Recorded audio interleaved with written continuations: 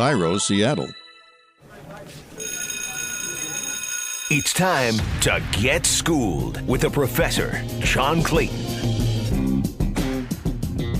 Welcome to Schooled with the Professor, and I think one of the things we'd like to do with this is, tell you just incredible football stories. And the football story that we're going to be talking about on this podcast is going to be Tommy Campbell. Now, what's special about Tommy Campbell is that I know the area he grew up in because I grew up on the other part of the area, but it was very much the same thing. It was grew up in Aliquippa, PA. And you know Aliquippa from Mike Ditka, Darrelle Revis, Ty Law, lots of big names that came out of that area. But you understand that Aliquippa, much like Braddock, PA, the area I grew up in, was a steel town. In the time when the steel industry was down and never really came back, it was the town that I am, Braddock, PA, was a ghetto. It was one that I was so proud to grow up in because it gave me the values that I've been able to use and have great success and have the luck of being able to do what I do and have the career that I've had. And I'm always proud to say I'm Braddock, PA.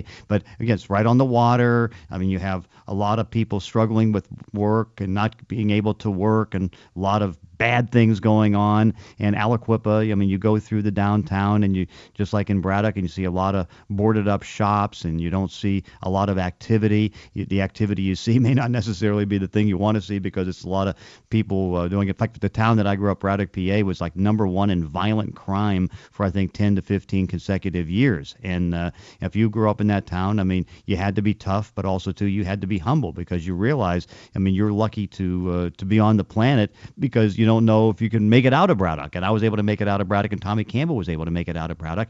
And, of course, we will get into his story when we talk to him. And, of course, what it is that, I mean, you're talking about one of the great athletes in that area, a guy that probably even had Olympic ability as far as his running, wide receiver, 6'3", had all the skills. And what happened with Tommy is that he gets a scholarship at Pitt, and was probably just a little too immature at that time to be able to handle things, ends up getting kicked out of Pitt, goes to another school, didn't work out there. And so he literally took the humbling job of working at the Pittsburgh airport as a janitor and did that for more than a year. So here's one of the best athletes, a Darrelle Revis type of athlete that is now working at the airport. I mean, probably seeing a Revis fly into town when he would come back from his many trips and seeing all this and, how humbling that can be.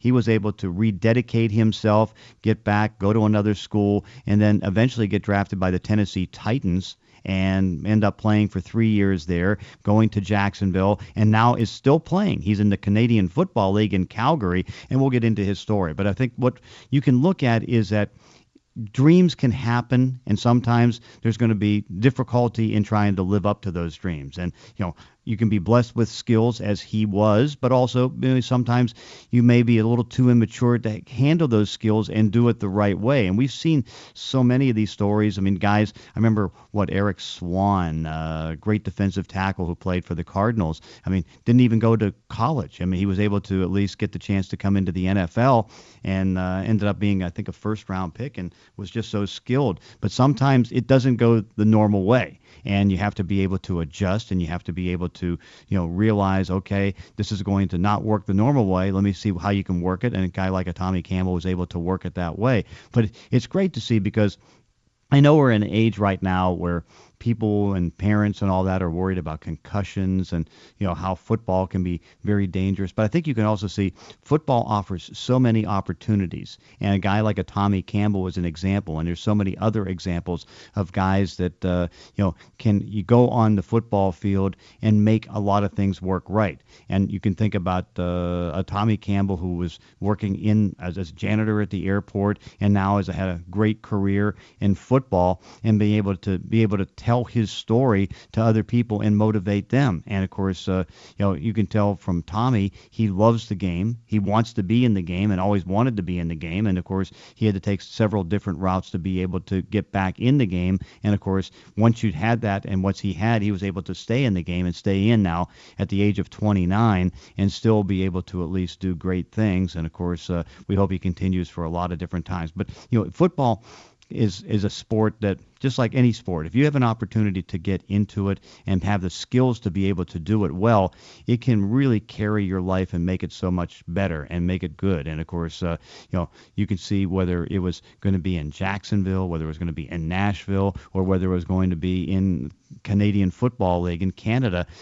It's still just the ability to get out there, be with your teammates, try to have a competitive game every week, see if you can win, and then make the best of it, and of course get a great reputation by being able to do that. And that's why we want to tell you the Tommie Campbell story. And of course, over the course of this podcast, we will continue to try to find these stories and give them to you, because they're motivation, because you can have somebody that has had the misfortune of not being able to play, even though they've had the skills, but how do you get back and get that opportunity to get back and have a great career and have a career in sports? Because Tommie Campbell was one where you just really just applaud the effort and applaud the dedication and applaud the way that you can live. And of course, a guy that was that talented, but also able to accept the humility of having to work as a janitor, do the things that you have to do as a janitor, having all the people saying, gee, whatever happened to Tommie Campbell? But we will tell the Tommie Campbell story next. He'll be joining us on Schooled with the Professor.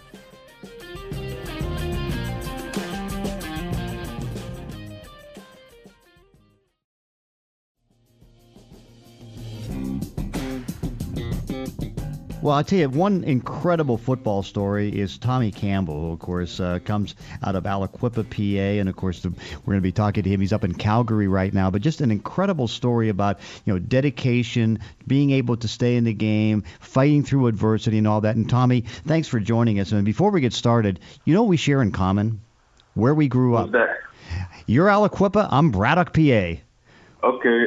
They ain't too far away. Nope. Yeah. Same type of steel towns, same type of areas growing up, and as you know, it's like it was not easy. And of course, from Mike Ditka to all the great football players that have come out, and of course, down in Braddock, it was kind of the same thing. It was not the easiest place to grow up, but boy, it sure gave you a lot of character.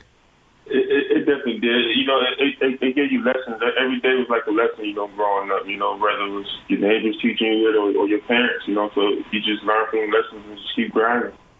I remember, in fact, when I was working for the Pittsburgh Press, I did a big story on Sean Gilbert, who comes from Aliquippa, and I remember going into downtown and there was I think a numbers parlor or one across the street. It's like a lot of off buildings that just were vacant. You really gain an appreciation with you come out of there, because it gives you such a good base. Because I know it was the same thing in Braddock. Yeah, growing up there, it's like, it's a very small city, so whenever I left the city, into bigger cities, it's kind of hard to get used to at first, but it makes you appreciate things in life that you're able to, see and achieve based off, football. Of course, the story that you had was you were one of the best players in the area back in the mid-2000s, and one great chance to go and all that stuff. And then, take us through, how good were you? Because I know you were pretty much on most of the top list, one of the top recruits out of that area. I was one of the most, recruited guys, but I committed to the University of Pittsburgh, really early. I was the fastest guy, in the state of whole Pennsylvania, But I just came out of high school pretty young. I graduated when I was, 16, 17 years old. So I was just still young and immature at the time. Mm-hmm. Yeah, and of course, that was, I'm trying to remember, was that right around the time Larry Fitzgerald was there? Yeah, Larry was there right before I got there, because I got recruited to play wild. So they wanted me to be next Larry Fitz, because Walt Harris was the coach of the University of Pittsburgh then. And of course, that came the year after that. Yeah. Yeah. Okay. So you go there, and it didn't go too well in school, I take it. Yeah. It wasn't the academics per se. It was, everything that came along with, being a student athlete, going to class and study hall. I was always one of those type of guys that could just, read a book and still be able to pass. That's just how I always been. But I wasn't setting a good example, for my, fellow younger teammates and for guys coming up trying to, look up to me. So all of a sudden, now you're out of Pitt. Now, of course, I mean, I guess the thing I didn't realize, I mean, you go there and you're 16 years old, right? And so now you're 17, 18 years old and have to go to a different college. Yeah, I left Pitt and I went to Edinburgh, and Edinburgh was just all bad up there. I dropped out when I was up there. I didn't do nothing up there, to be honest with you. And so all of a sudden here, a great football player, no football, and at some point you had to just start working at the Pittsburgh airport. Yeah. How did that all transpire? Well, my girlfriend at the time, friend was a supervisor there, and so she helped me out. It was a very humbling job, but at the end of the day, it was an honor-based pay, so I really couldn't complain about it. What job were you doing at the airport? I was a janitor, custodian. I was in charge of getting the garbage liners out the garbage, and one time my supervisor told me he handed me a spatula. I never forget it. He handed me a spatula and told me to scrape the gum off the floor. That was like the most embarrassing moment I encountered being as a, but at the same time, you got to respect guys who do that type of work. Yet, I mean, you still were able to, stay involved as far as, getting down to Steeler games and doing things like that. What finally got you back to the point where you could get back in football? I just wanted to kill the dream. I got tired of waking up every day, saying what if, seeing Darrell Reeves on TV, me and him went to the same high school. We played on the same state championship team. I'm seeing him in the NFL, having a successful career. And my little cousin John Baldwin, he ended up being a first-round draft pick. I'm seeing him on TV at the University of Pittsburgh succeed. So I just got tired of just waking up every day being a failure, and wasting my talent. So I decided to give it another shot. Okay, so how did you do that? What vehicle did you go to get that shot? I had met with the California University of Pennsylvania. I had met with the coaches there, and they was kind of skeptical about giving me a chance at first. But Coach Conway, he was the defensive coordinator at the time. He said, they called me up and said they're going to take a chance on me. Then I ended up going there. Okay, and so then obviously you went in and did just about everything right, I would assume. Yeah, I did everything right.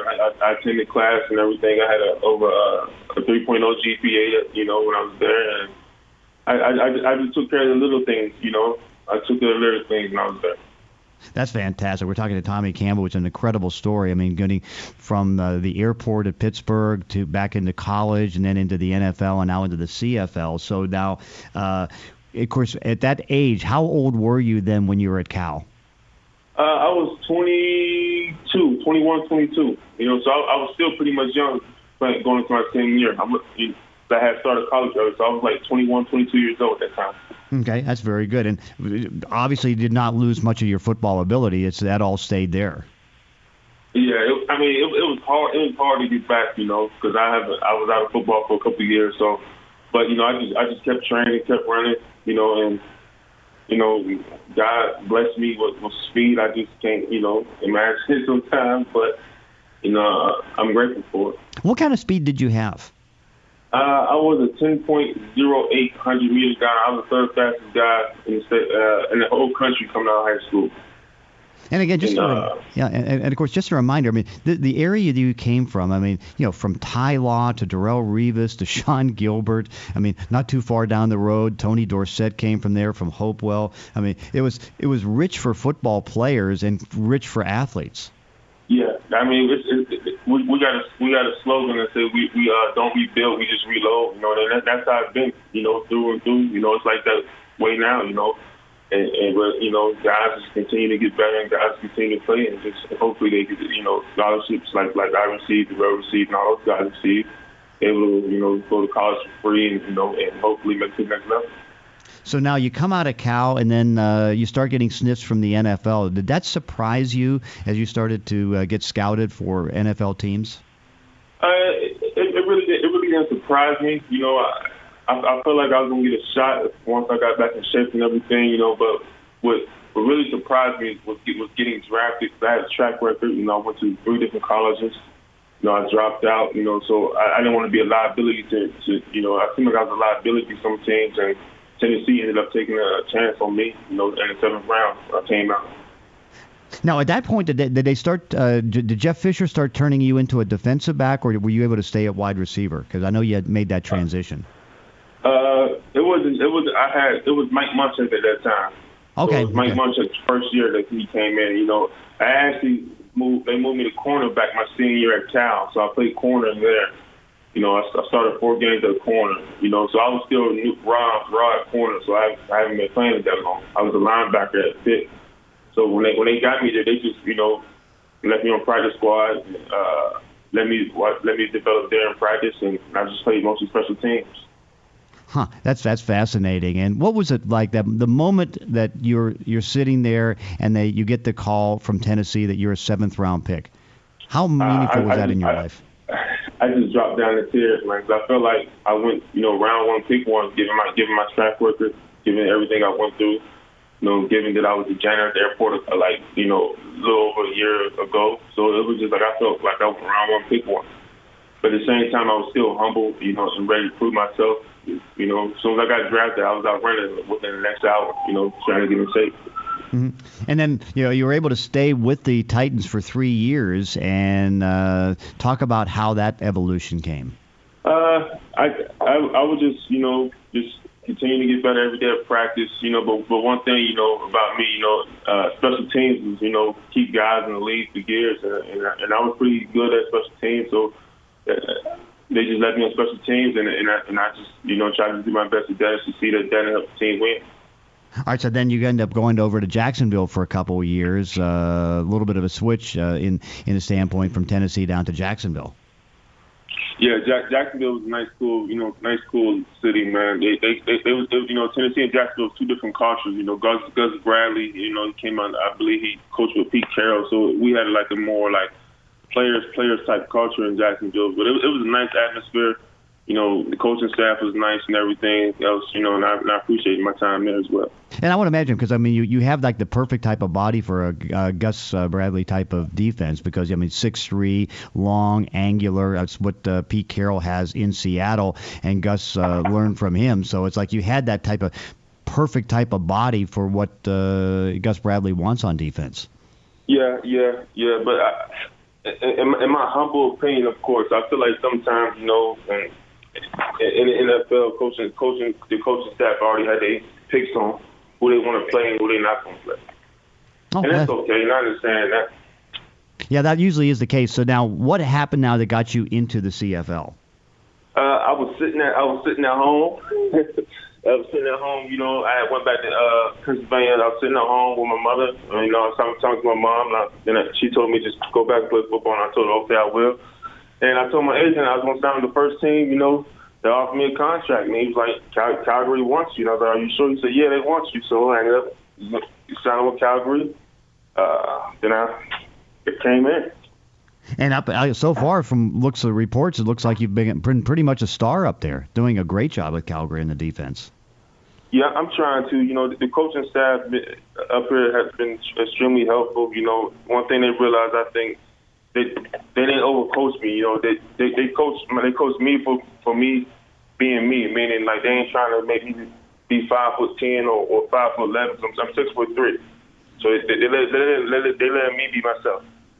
Is it different playing in Canada than in the U.S.? And if so, what are the differences? This is going to sound, you know, crazy, but Canada's actually harder. I believe Canada's harder because, you know, you got guys running at you before the ball snap.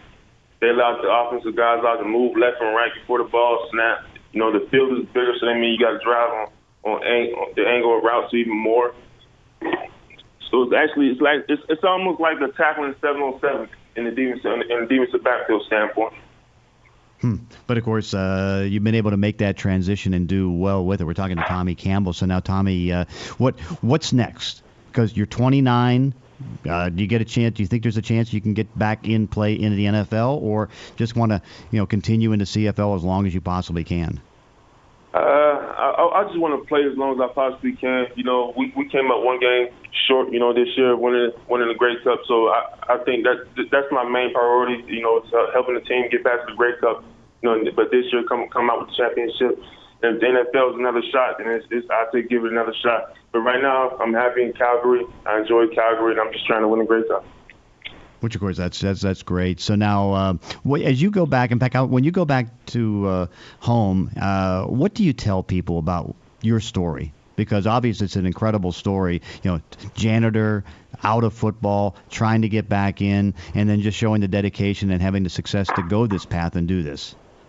I just tell them, a lot of people always said, but the real thing is you got to believe in yourself, and you got to, lay down steps.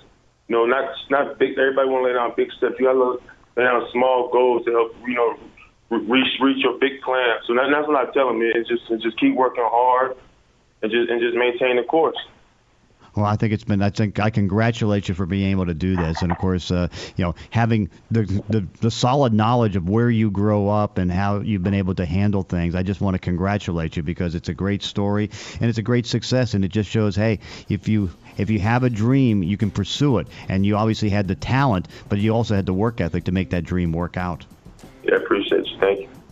Tommie Campbell, hey, thank you so much for joining us. Yes, sir. Thank you.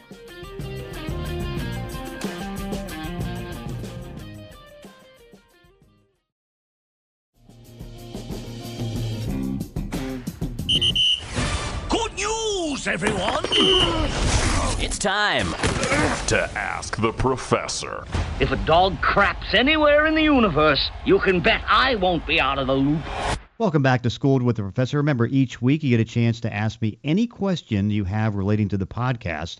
Just get on Twitter and use the hashtag ClaytonSchooled. This week we talked to Tommie Campbell, a name you might not have heard about, but a story you'll remember forever. Our question this week comes from Tammy in Kansas, who asked, Professor, you covered the NFL longer than any of the reporters I follow. It's like, what's the best comeback story you've seen in your career?